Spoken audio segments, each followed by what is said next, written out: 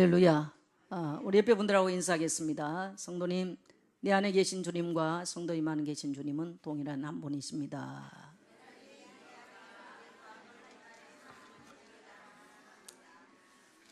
예, 한 번 더 하겠습니다. 성도님 주의 이름으로 사랑하고 축복합니다. 성도님 계셔서 행복합니다. 예, 맞으시면 아멘 합시다. 예, 오늘 말씀의 제목은 영적인 지도자라고 하는 말씀의 제목으로 함께 은혜를 나누기로 원합니다. 현대 심리학에서는 상대성 관계 이론이라는 게 있습니다. 이 상대성 관계 이론은 인간의 자아는 두 가지로 표현하는데 참 자아가 있고 거짓된 자아가 있다. 참 자아라고 하는 것은 뭐냐? 인간의 본성이 착하고 또 인간의 본성이 선한 사람. 이게 그래서 그 사람 인생을 살면서 선하게 살고 착하게 사는 거. 그러나 본성이 약한 사람은 악하게 사는 거예요. 이걸 참된 자아라고 그래요. 그 다음에 거짓된 자아가 있는데 이 거짓된 자아는 환경에 의해서 왜곡되어 버리는 그야말로 자기 본성과 상관없이 살아가는 거짓된 자아가 있다. 그래서 어느 날 본성이 착했던 사람이 환경에 의해서 굉장히 악하게 살기도 하고 거짓되게 살기도 하고 그야말로 또 잘못된 삶을 사는. 그래서 많은 이제 그 범죄를 저질렀던 사람들의 특징이 굉장히 보면 이 범죄자들을 잡고 보면 착한 사람이었다, 선한 사람이었다 라는 표현을 참 많이 해요. 어떻게 이런 사람이 이렇게 극악무도한 범죄를 할 수 있었는가? 너무너무 순진하고 너무너무 착한 사람이었다. 그걸 심리학에서는 거짓자다. 그 사람의 본성과 상관없이 사람에 의해서 아니면 환경에 의해서 인간의 자아는 왜곡된다는 거예요. 그래서 얼마든지 인간은 이런 환경이나 이런 삶에 의해서 내 본성, 내 자아와 상관없이 왜곡된 인생을 살 수 있다는 것이 바로 인간이라는 겁니다. 오늘 우리는 이 본문의 말씀을 통해서 우시아 왕에 대해서 한번 살펴보겠습니다. 5월 첫 주는 우리가 어린이 주일을 지났습니다. 5월 둘째 주는 어버이 주일을 지났습니다. 5월 셋째 주를 흔히 우리가 스승주일이라, 그런데 제가 청년주일을 지나고 넷째 주일은 또 부부에 관한 좀 메시지를 하고 오늘 마지막 주일인데 영적 스승에 대한 지도자에 대한 말씀을 나누기 위해서 오늘 본문의 말씀을 택하였습니다. 오늘 우리가 본 이 유다 왕 우시아 왕, 이 우시아 왕은 16살 때 왕이 된 사람이에요. 굉장히 빨리 됐습니다. 그리고 52년 동안 예루살렘을 통치했던 왕입니다. 그런데 오늘 이 성경은 3절에 보니까 뭐라고 표현했냐면 우시아가 왕이 오를 때의 나이가 16세라 예루살렘에서 52년간 다스린지라 그의 어머니의 이름은 여골라요 예루살렘 사람이었더라. 여러분 우리가 역대상 11개상을 좀 읽으면 특징이 나와요. 어머니 이름이 나올 때 두 가지입니다. 아주 악한 왕이든지 아주 좋은 사람이든지. 근데 어머니의 고향이 만일 예루살렘이면 그래도 좋은 쪽에 속해요.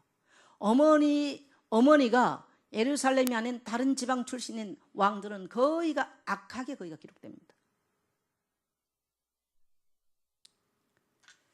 근데 오늘 이 우시아 왕은요 굉장히 좋은 일을 많이 했던 왕이에요.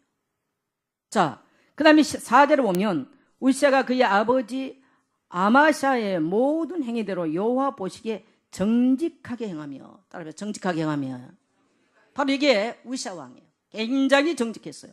그래서 5절을 보니까 하나님의 묵시를 밝히 아는 스가랴가 사는 날에 하나님을 찾았고 그가 여호와를 찾을 동안에는 하나님이 형통하게 하셨더라. 따라합시다. 하나님이 형통하게 하셨더라. 이게 바로 우시아 왕이에요. 그래서 이 어린 우시아가 왕에 올라서 아버지께서 행하였던 대로 정직하게 왕 노릇을 참 잘했어요. 그리고 그때 당시 스가랴가 선지자로 있을 때에 스가랴가 가르친 대로 하나님을 찾고 또 하나님을 의지하고 말씀을 신뢰하고 그럴 동안에는 하나님이 형통하게 하셨어요. 그래서 어느 정도까지 이가 형통했냐면, 자 6절 보면 우시아가 나가서 블레스 사람들과 싸우고 가드 성벽과 야브넷 성벽과 아스돗 성벽을 헐고 아스돗 땅과 블레셋 사람들 가운데 성읍을 건축하며. 자, 블레셋 땅을 다 찾아가 뭘 건축했어요? 성읍을 건축을 해요. 이렇게 지금 형통해지는 거예요.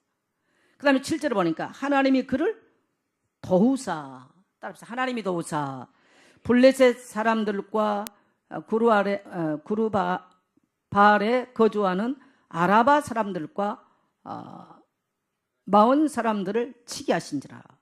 8절에 보니까 암몬 사람들이 우시아에게 조공을 바치며 우시아가 매우 강성하여 이름이 애굽 변방까지 퍼져. 지금 우시아 왕 한번 봐보세요. 블레셋을 무너뜨립니다.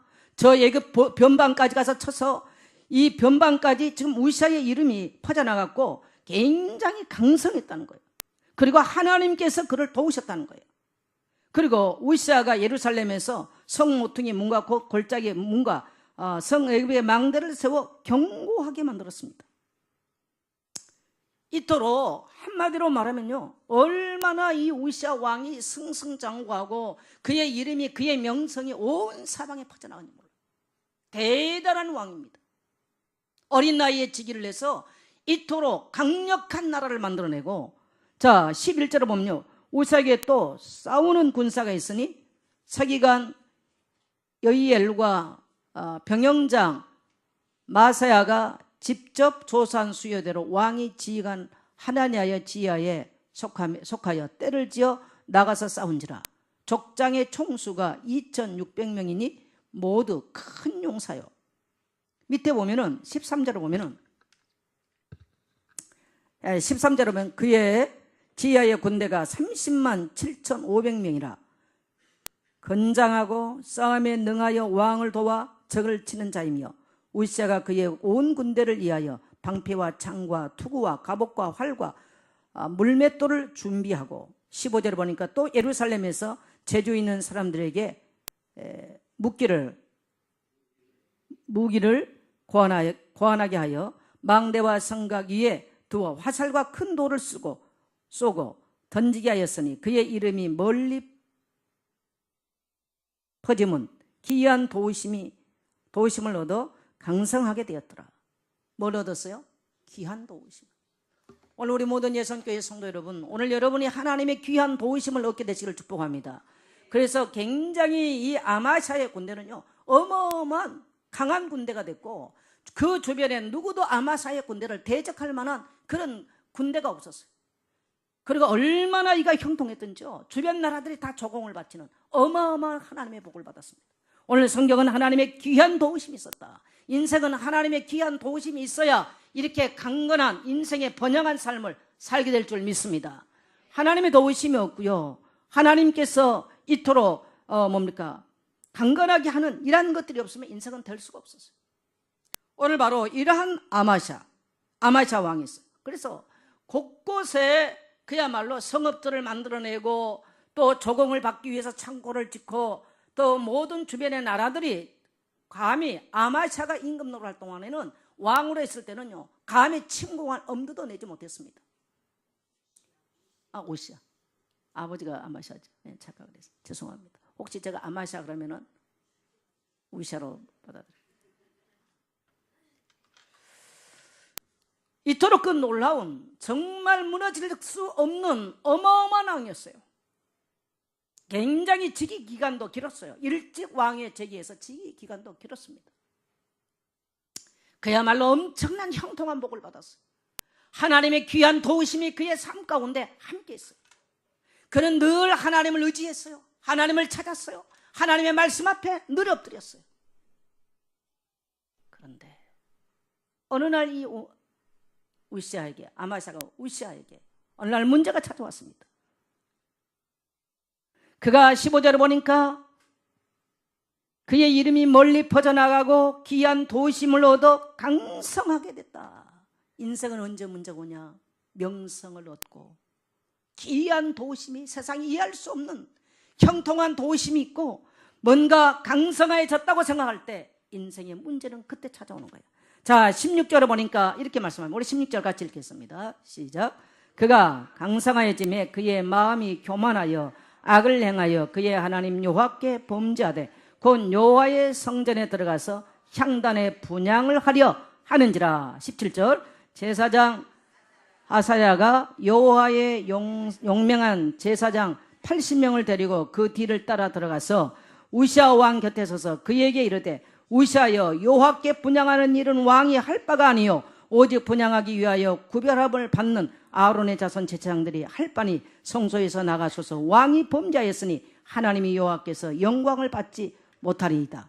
우시아가 손으로 항로를 잡고 분향하려 하다가 화를 내니 그가 제사장에게 화를 낼 때에 여호와의 전 안 향단 곁 제사장들 앞에서 그의 이마에 나병이 생긴지라. 놀라운 얘기 아닙니까? 놀라운 일이 지금 벌어졌어요.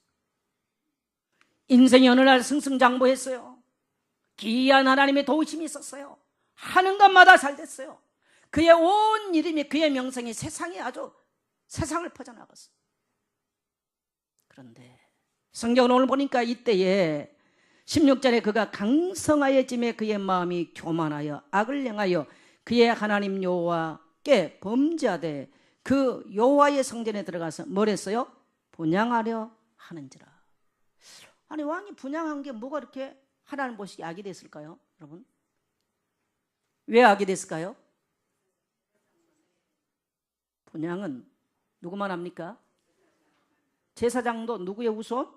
아론의 반차를 쫓는 제사장만 가서 분향을 하는 거예요. 왕이 정말 천하무작이 없었어요. 세상 그 어떤 것도 다 할 수 있다고 생각했습니다. 그는 하나님께서 절대적으로 자기를 돕고 치지 않는다고 생각했습니다. 맞습니다. 지금까지는. 그가 하는 모든 것은 옳다고 생각했습니다. 그래서 이가 교만이 들어갔는데 절대로 하면 안 되는 걸 해버렸어요. 영적인 월권을 해버립니다. 뭘 했다고요? 영적인 월권을 합니다. 영적인 월권. 하나님 앞에 나가서 분향을 하고 제사를 지내는 것은 아론의 반차를 쫓은 제사장만 하는 일인데 왕 자기가 하나님께서 귀한 도우심으로 어마어마한 일을 하고 자기 이름에 있는 세상에 그를 대적할 이름이 없었기 때문에 어떤 것을 해도 된다고 생각했어요. 우리는요, 내 인생이 뭔가 잘 되고 승승장구할 때 잘못하면 이렇게 영적인 교만, 잘못하면 영적인 이란 월권을 행할 수 있는 굉장한 인간은 위험한 존재. 내가 했다고 하는 거예요. 그렇게 잘 되고 형통했던 것들이 자기로부터 출발했다고 하는 교만이 있었던 겁니다. 그래서 자기가 하는 모든 것을 옳다고 생각했어요. 이게 바로 오늘 우시아 왕이 범한 무서운 죄악이었습니다. 하나님은 아론의 제사장 외에는 성전에 들어가서요 분향을 못하게 만들었습니다. 왕들이 제사장들을 선대하고 제사장들이 제사를 지낼 수 있도록 성전 문을 열고 자금을 지원하고 희생제를 드릴 수 있도록 했던 왕들은 전부 다 성공했습니다. 성공했던 왕들의 특징이에요.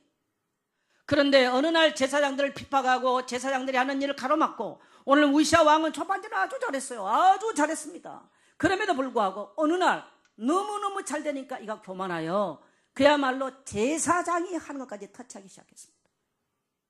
그게요. 지금 우시아가 어떤 문제가 왔어요? 나병. 나병이 무슨 병입니까? 문둥병. 오늘 현대말로는 한센병.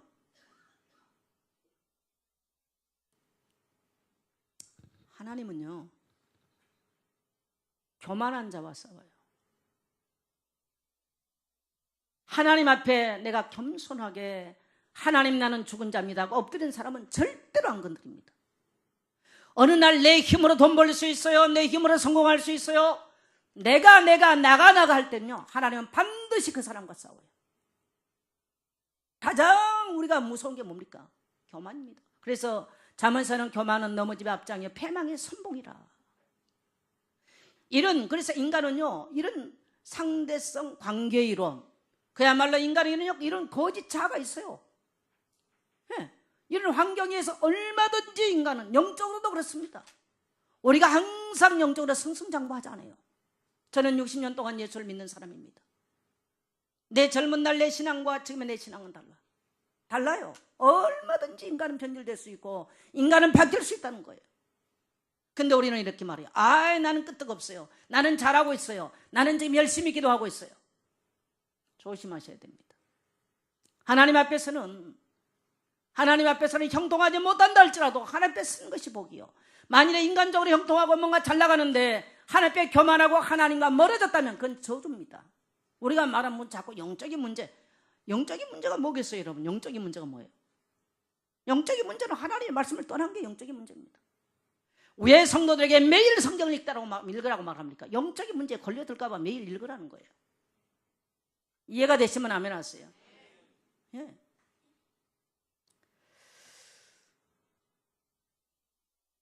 그래서 이렇게 이가 강성한 삶을 살고 이렇게 승승장구할 때 그의 이름이 정말 세상에 나갔을 때 이 교만이 들어와서 여러분요, 교만은 인간을 영적으로요 문둥병이 들게 만듭니다. 무서운 거예요. 저는 성전 건축을 하나님께서 막으신 이후에 많은 것을 생각하게 됐어요. 내가 교만해서 넘어질 것을 하나님이 막으셨다. 교회가 교만해서 넘어질 것을 하나님 막으셨다 라고 생각합니다. 이 교만에 대해서는 누구도 안전할 수는 없습니다. 인간에게는 시건장치가 없어요. 동의하시면 하면 하세요. 교만에 대한 인간은 시건장치가 없습니다. 가장 무섭습니다. 이렇게 승승장구한 가장 탁월한 이런 리더십을 가진 이러한 지도자를 할지라도 한순간에 교만이 들어가니까 그의 인생이 문둥병이 바라고 저참하게 끝나버립니다. 여러분, 우리가 출애굽기나 레위기서를 보면요, 이 한센병에 대해서 잘 설명을 해요. 한센병이 일단 문둥병이 들면 이 사람은 가족으로부터 추방을 받아야 됩니다. 같이 못 살아요.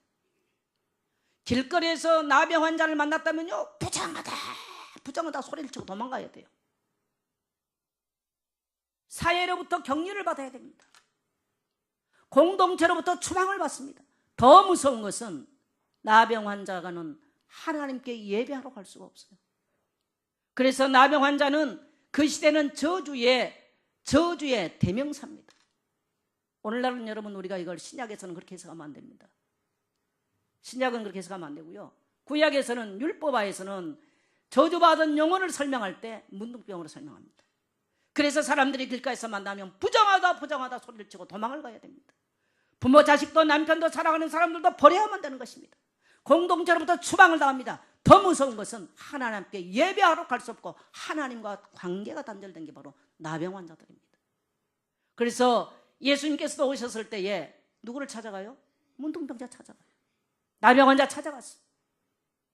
한센병자라고 그래야 되는데 제가 자꾸 이게 익숙하지 않아요. 성경이 그렇게 안 돼 있어서. 얼마나 비참한. 근데 보니까 이 지금 우시아 왕이요, 우시아 맞죠? 네. 우시아 왕이 다 향로를 들어요. 가서 자기가 제사 지내겠다고. 그러니까 지금 그때 당시 제사장이 누굽니까? 네. 제사장이 사가랴 아샤라가 깜짝 놀래가지고 왕이요, 그거 하면 안 됩니다. 그랬더니 어떻게 됐다고요? 이 우시아가 화를 내는 거야. 야, 제사장 니들이 하는 건 나는 못하겠냐? 니들이 설교하는 건 나는 못하겠냐? 이 말이에요. 지금 아마 굉장한 탁월한 지도력과 아마 탁월한 힘을 갖고 있었던 왕이 봤을 때요, 제사장들 시시하게 보였어요. 웃기게 봤어요. 니들이 하는 건 내가 하면 안 돼? 화를 발하면서요 향로를 들고 왔어요. 분향을 하려고 딱 하는 순간에 이 제사장이요 80명을 데리고 가서 왕이야 하면 안 됩니다라고 가로막습니다. 그럼에도 불구하고 그와 제사장들을 밀치고요 이 분향하게서요 제단 앞에 나갑니다. 그 순간에 이 제사장이 말합니다. 당신에게서 하나님의 영광이 떠난다고 선포하는 순간에 이마에 문둥병이 발해버렸어요. 여러분, 이 나병이 한순간에 변할 수 있습니까? 없습니까? 나병은 한순간에 안 발해요. 오랜 시간에 걸쳐서 나병은 발하는 거예요. 그런데 그 성전에 서서 분향하려고 향로 들고 있는 순간에 이마에 나병이 발았고요. 나병이 오면요 하얗게 됩니다. 썩어 들어갑니다. 그 자리에서 문둥병이 발했어요. 왕임에도 불구하고 율법에 의해서 제사장들이요 이 왕을 20절에 보니까 쫓아냅니다. 쫓아내요. 그래서 21절에 보면 우시야 왕이 죽는 날까지 나병 환자가 되고 나병 환자가 되며 여호와의 전에서 끊어져 별궁에 살았으므로 그의 아들 요담이 왕궁을 관리하며 백성을 다스렸더라. 하나님께 어떻게 됐다고요? 끊어진다는 거예요. 여러분 이 교만은 하나님과 끊어지는 영적 나병입니다. 이게 바로. 저는 고등학교 1학년 때 제가 소록도를 가봤어요. 그때 당시는 60년대 70년대 이때는요 소록도가 5월 17일 딱 1년에 한 번 오픈을 합니다. 그래서 전 우리나라에 있는 이 한센 환자들이 소록도에 모여가지고요 운동을 해요. 그래서 문둥이 운동이다 그렇게 해서 우리 쪽에서는. 그래서 그때 일반인들도 소록도를 가요. 그래서 뭐 배를 빌려가지고 거기까지 가기도 하고. 근데 우리는 어릴 때 못 가고. 고등학교 때 제 친구 오빠가 그게 의사여서 일반인들은 못 가는 시절인데 친구 덕분에 친구네 집이 거기서 간사히 살아가지고 고등학교 때 나병 환자촌을 많이 가봤어요. 나는 그때 가서 충격을 참 많이 받았습니다.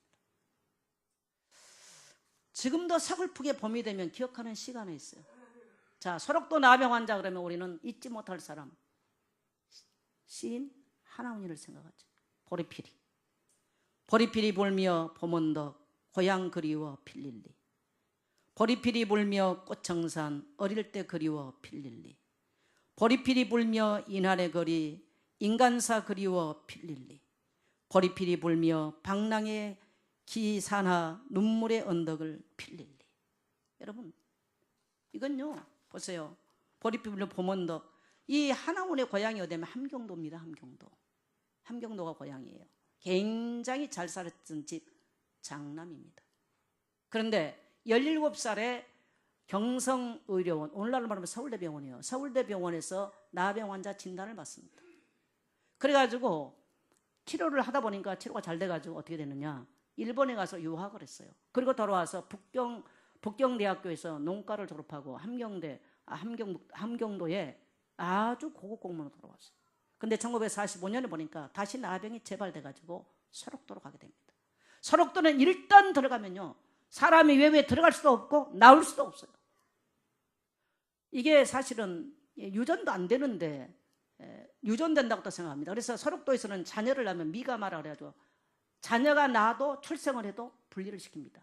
그래가지고 한 달에 한 번 아니면 1년에 몇 번 이렇게요 미가마 자녀를 어떻게 하느냐, 얼굴 보는 날이 있어요. 자녀를 얼굴만 보고 그냥 갑니다. 이게 나병 환자의 비참한. 그래서 소록도를 제가 가보니까 제가 가던 날 한 사람이 죽어가지고 시체를 해부를 했어. 그래서 그 소록도 이제 제가 6월 6일 날 그때 제 고등학교 때 6월 6일 가봤는데 너무너무 섬은 아름다웠어요. 아주 마가렛이 하얀 마가렛이 청초하게 그 푸른 숲속에 피어있고, 그런데 그 집들은 일본 시대 진 음산한 집들 속에 그야말로 돌침대 위에 조금 전에 시체를 해부해서 시체의 이 거무스레한 피가 아직도 가시기 전에 저는 아주 끔찍했습니다. 그걸 보면서. 더 놀라운 사실은요, 거기 들어오면 무조건 남자들은 뭐하냐, 전부 다 거세를 시킵니다. 왜? 자식을 낳으면 유전된다고 생각합니다. 그럼 나병은 유전병이 아니에요. 몰랐기 때문에. 그래서 아이를 낳으면 뺏어다가 격리를 시켜요. 그걸 미가마라고 그래요. 그러니 얼마나 비참합니까? 그러니 하나은희 같은 사람들, 공부 많이 한 사람 아닙니까? 굉장히 어렸을 때부터 탁월하고 공부 잘하고 그야말로 잘 산 그런. 근데 그 함경도에서 걸어서, 그때 당시 걸었어요. 소록도에 갇힌 거예요. 평생 못 나갔죠. 봄언덕 고향 그리워 필릴리. 예. 꽃청산 어릴 때 그리워 필릴리. 인안의 거리 인간사 그리워 필릴리. 인간사가 얼마나 그리웠겠어요. 보리풀이 불며 방랑의 기사나 눈물의 언덕을 필릴리. 우리가 아마 어린 시절에 우리가 중고등학교 때 많이 외웠던 시예요. 그런데 이 하나은희가 전라도길을 걸어가면서 시는 전라도길이라는 또 시가 있어요. 가도 가도 붉은 항토길 숨막히는 더 이뿐이더라. 낯선 친구 만나면 우리들 문둥이끼리 반갑다.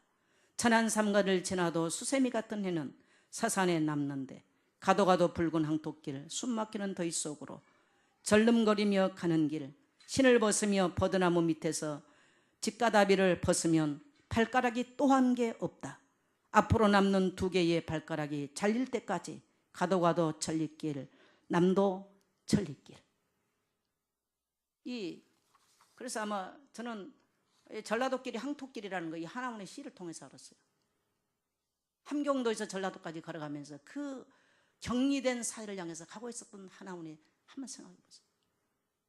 우리는 성경 속에서도요, 이런 비참한 사람들의 모습들.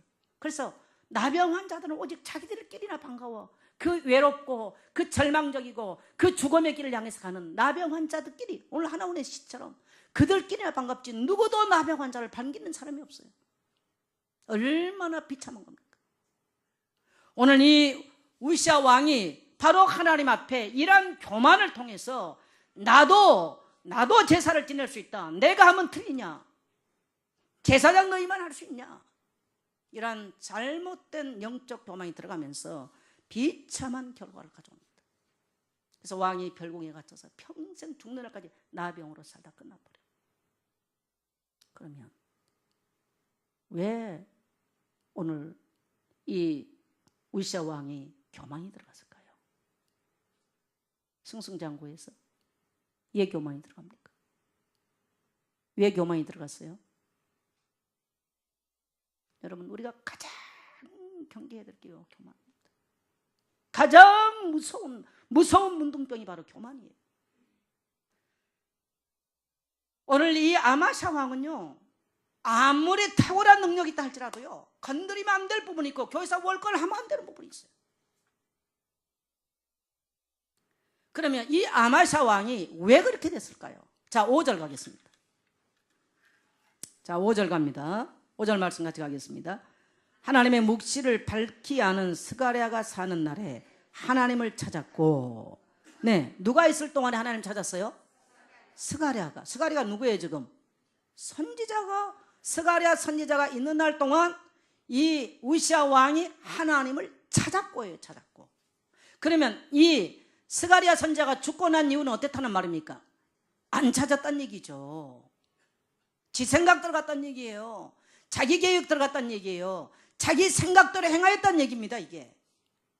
자, 그 다음에 그가 여호와를 찾을 동안에는 하나님이 형통하게 하셨더라. 지금까지 이 우시아 왕이 형통했던 이유는 왜 형통했습니까? 하나님을 찾았고 선지자의 지휘 아래 있었기 때문에. 이래서 오늘날 우리가 영적인 지도자가 얼마나 중요한가를 바로 말씀합니다. 여러분, 영적인 지도자가 사라져버리니까 이 우시아 왕이 어떻게 할 바를 몰라.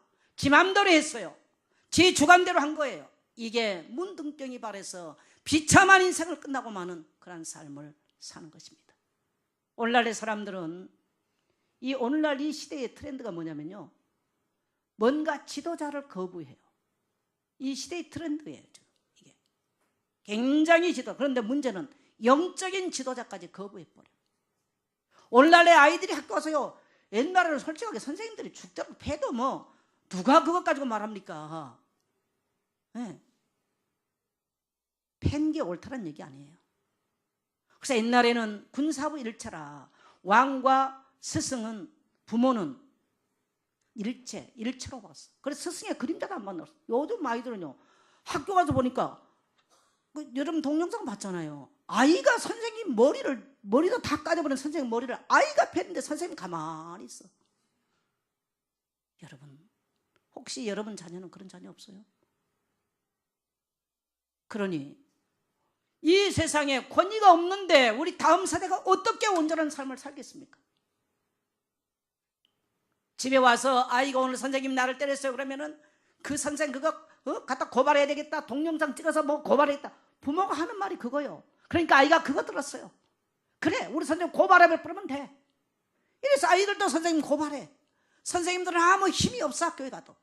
그러니까 선생님들이, 학교 교사들이 지금요, 스트레스 받으면 막 바다가 뚜껑 날아가 버리면 이제 미친 짓을 해버려, 선생님들도. 지금 이런 시대예요. 사회에서도 교사가 없어. 가르침을 받고 가르치는 자를 존경하는 시대가 이미 없어요, 이미. 그런데 풍조는 뭐냐? 이러한 세속 속 풍조가 교회 안에까지 들어와 있어요. 여러분, 오늘날의 지식은요, 목사만 지식 갖고 있지 않아요.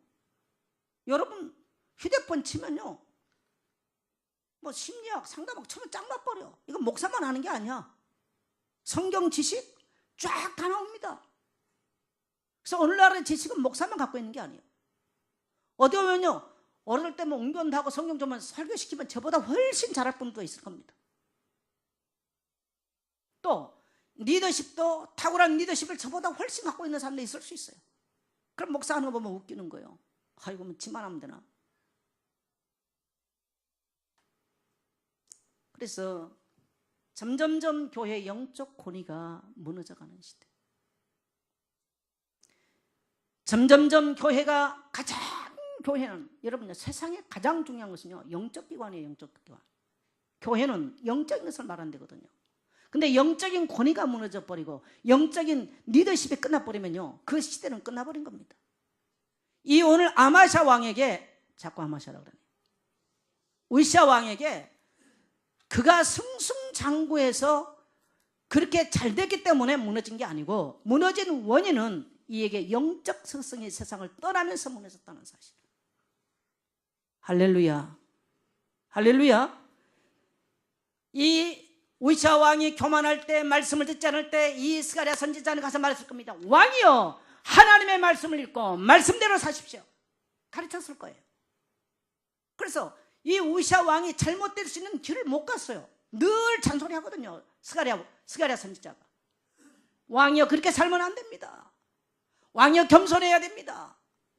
이게 왕이 지금 형통한 것은 하나님께로 말미암아 온 것이지 당신 힘 때문에 오는 게 아닙니다. 제동이 있었습니다. 근데 이 선지자가 세상 떠나버렸어요. 가르쳐줄 자가 없어요. 너무너무 인생은 잘 돼요. 제동이 안 걸려요. 비참한 인생으로 끝나버립니다. 여러분, 예수 믿는 성도가 구원받지 못해서 망한 게 아니잖아요. 교회에 와 있다, 성도라고 하는 말은 이미 구원받은 성도를 말해요. 수많은 성도들이 어디서 실패하느냐? 자기 인생에 영적 시건장치가 없어. 여러분, 매일매일 하나님의 말씀을 들어보세요.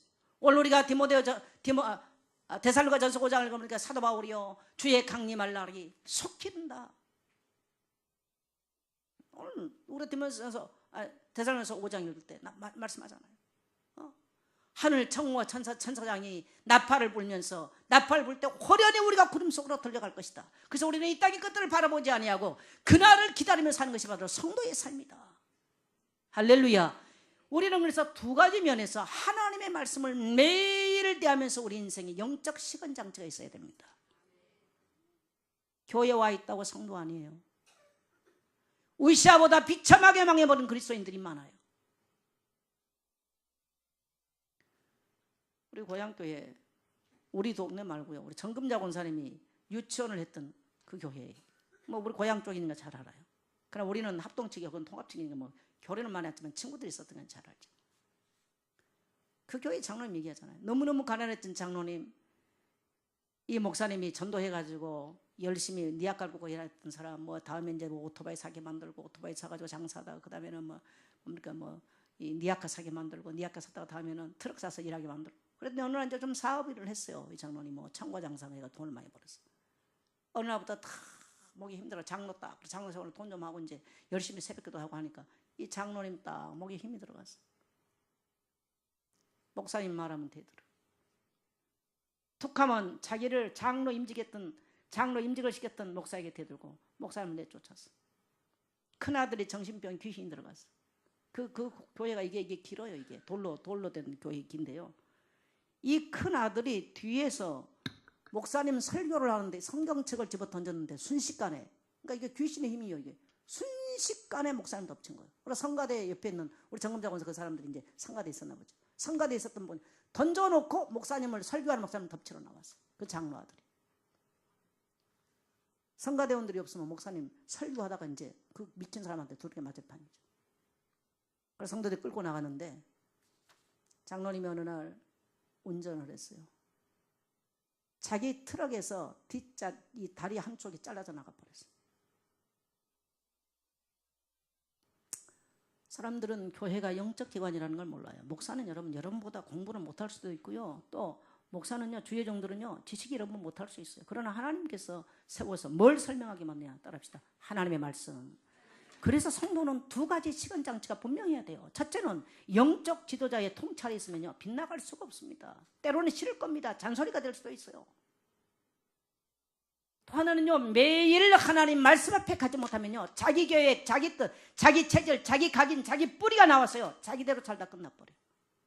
예수 안 믿어서 망한 게 아니고요, 구원받고 저 멸망의 길에서 흑암에서 건진바 됐지만, 그리스도를 알았지만, 이러한 놀라운 영적인 귀신 몰라서 망한 게 아닙니다. 내 인생에 시간장치가 없는 거예요. 말씀이 우리의 시간장치예요. 오늘 아침 우리가 읽었던 말씀 속에 이런 말씀이 있었습니다. 대사니까 오늘 전서 5장에 예언의 말씀을 멸시하지 말라. 또 혹시 예언의 말씀, 그러니까 성도들 중에 누가 어디로 어디 가고 이런 내용, 그게 예언이 아니에요. 계시록 3장 1장 3절에 오면요, 성경 말씀을 말합니다. 이 성경 말씀을 멸시하지 말라는 거예요. 따라합시다. 예언의 말씀을 멸시하지 말자. 이 성경 말씀이 내가 말씀 앞에 서야 그렇지. 저도 오늘 데살로니가 전서 5장을 읽으면서, 그래, 주님이 다시 재림할 날이 솔켜올 거야. 이 땅이니까 염려할 것 없어. 주님 나를 데리러 오실 날이 속혀올 거야. 우리는 하늘의 것 보고 사는 거야. 이 땅이니까 지나가는 거야. 말씀 앞에 다시 서는 거예요. 할렐루야. 네. 그래서 매일 말씀을 통해서 우리 자신을 닦고 거울에 비춰보듯이 말씀으로 우리 자신을 닦는 겁니다. 두 번째는 영적인 지도자들. 여러분, 우리 교회학교 교사들 참 수고 많이 하잖아요. 정말 수고 많이 합니다. 주일학교 아이들, 말 안 듣는 아이들, 그들 데려다가 빵 사주지요, 라면 끓여주지요, 떡볶이도 사주지요. 그들 데리고, 우리 조미공사 같은 거 데리고 밤까지 데리고 다녀. 밤까지. 여러분 한번 생각해 보세요. 질문해 보세요. 내가 이러한 주일학교 교사들에게 올해 손수건 하나도 줘봤는가? 이 아이들을 학원에 보내면 수십만 원씩 갖다 줘. 학원에 가면 여러분요, 공부는 하게 할지 모르지만 영혼의 문제 해결 안 시킵니다. 학원 교사들. 맞아요? 영혼의 문제를 해결하고, 인간은 영적인 사람이기 때문에 이 땅에 살지만 하늘의 비밀을 누리고 살도록 가르친 건 교회밖에 없습니다. 부족하지만 교회 교사들이 그걸 가르치는 거예요. 그래서 교회학교 교사들 여러분 존경하고 사랑하고 섬기고 귀하게 여기게 되시기를 주의 이름으로 축복합니다. 주의 종들 마찬가지입니다.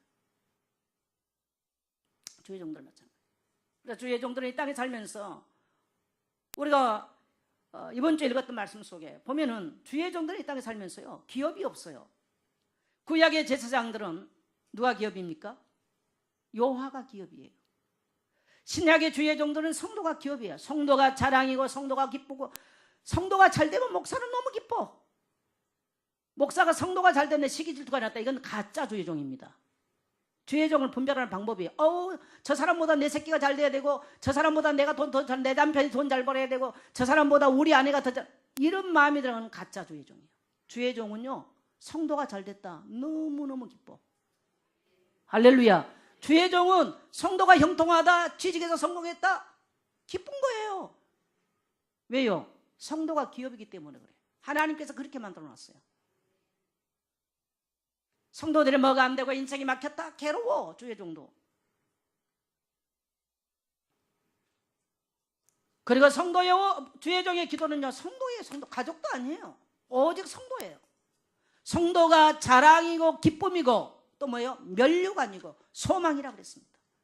그게 주의 종들의 인생입니다. 여러분은 후손이라도요, 주의 종들에 대해서, 오늘 시대는 존경이 없고 오늘 이 시대는요, 섬김이 없는 시대입니다. 여러분 후손이라도 그런 반대 반열, 어떤 때는 막 교회와 싸우는데 주의 종의 대전 거기 가서 쓰게 만들어. 여러분 모양이라도 하지 말게 되시기를 주님을 축복합니다. 모양이라도 하면 안 돼요.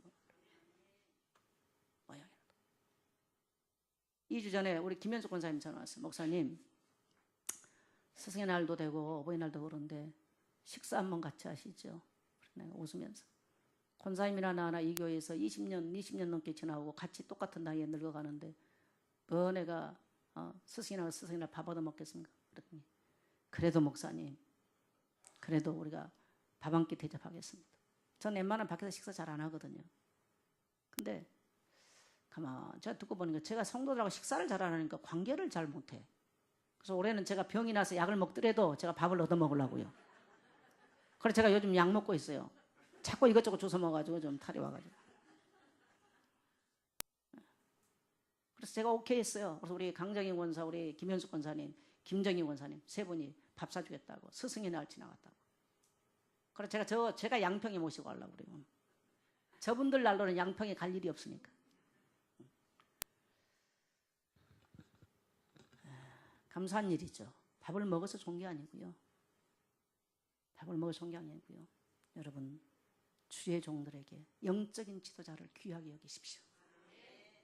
주일학교 교사들, 중고등부 교사들, 또 주의 종들 귀하게 여겨야 돼요. 하나님은 반드시 기억하십니다. 할렐루야. 반드시 기억하십니다.